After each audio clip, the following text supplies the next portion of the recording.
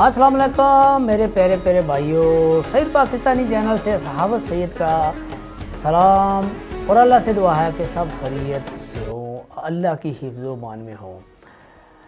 इस इंफॉर्मेशन के साथ हाज़िर खिदमत हूँ कि कोई गैर मुल्की जब टर्की में चला जाता है कानूनी तरीक़ा से या गैर कानूनी तरीक़ा से, तो क्या वहाँ से वो बाई एयर या भी किसी भी लीगल वे से यूरोप मुंतकिल हो सकता है। तो इसकी तफसील मैं आपको बताता हूँ।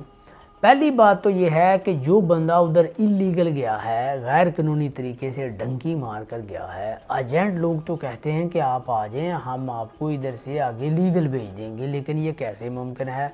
वो तो अगर उधर ही पुलिस के हत्थे चढ़े तो वो उसको तो डिपोर्ट करेंगे, उसको तो वापस भेजेंगे। हालांकि टर्की माशाल्लाह पाकिस्तानियों से बहुत मोहब्बत करता है, वो थोड़ी की ये डिपोर्ट नहीं करते, लेकिन उसका हक तो ये बनता है ना उस बंदे का।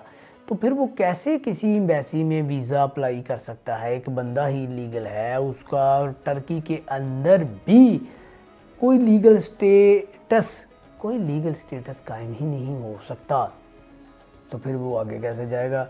ना उसका उधर टीआरसी कार्ड बन सकता है, ना बैंक अकाउंट ओपन हो सकता है, ना किसी किस्म का और मामला चोरी छुपे से जॉब कर सकता है। लिहाजा ये सफ़ा, ये पेज आप फाड़ दें। अगर कोई आपको कहता है तो वो धोखा देता है, वो आपको मिसगाइड कर रहा है। लिहाजा ये आप सफ़ा फाड़ दें, आगे आ जाएं लीगल तरीके से। एक बंदा टर्की में गया है, उसकी लीगल एंट्री है, तो वो सबसे पहले अपने लीगल स्टे के अंदर टीआरपी कार्ड बनवाएगा। जब उसका टीआरसी कार्ड बन गया, उसकी बुनियाद पर वो फिर उधर जॉब, बिजनेस वगैरह वगैरह कुछ भी कर सकता है। तो वो उधर क्या करेगा कि बैंक अकाउंट सबसे पहले ओपन करेगा, अपनी एक फर्म बनाएगा, कंपनी रजिस्टर करेगा या शॉप खोलेगा। तो जब वो कोई भी बिज़नेस कर लेगा और उसके अकाउंट में अच्छी खासी ट्रांजैक्शन आ जाएगी, तो उसके बाद फिर 2-4-6 महीने के बाद वो इस काबिल होगा कि वो किसी अदर कंट्री का लाइक शेंजन या यूरोप का वीज़ा अप्लाई करने के काबिल हो जाएगा। लेकिन तरीक़ेकार वही है जो इस्लामाबाद या दिल्ली में बैठकर आप अपनी एम्बेसियों में अप्लाई करते हैं, तो आपको डॉक्यूमेंट साथ देने पड़ते हैं। उसी तरह आप उधर भी मुकम्मल डॉक्यूमेंट साथ लगाएंगे। अब मकसद सिर्फ ये है, इतना फ़र्क है कि एक बंदा जो विज़िट पर, तरीक़ेकार वही है कि जैसे आप अपने मुल्क में रहते हुए इस्लामाबाद में या दिल्ली में या कोई भी किसी दूसरे मुल्क का शहरी है, तो जहाँ इसकी एम्बेसी है टर्की से मुराद है कि किसी भी यूरोपियन कंट्री की एम्बेसी है, तो उधर आप अप्लाई करते हैं वीज़ा। तो उसी तरह आप टर्की में रहते हुए किसी दूसरे यूरोपियन मुल्क का वीज़ा अप्लाई करेंगे, लेकिन स्टेटस आपका ये चेंज हो चुका होगा कि जब आप विज़िटर के तौर पर जाएंगे टर्की में, तो फिर तो आप वीज़ा अप्लाई नहीं कर सकते किसी यूरोपियन कंट्री का।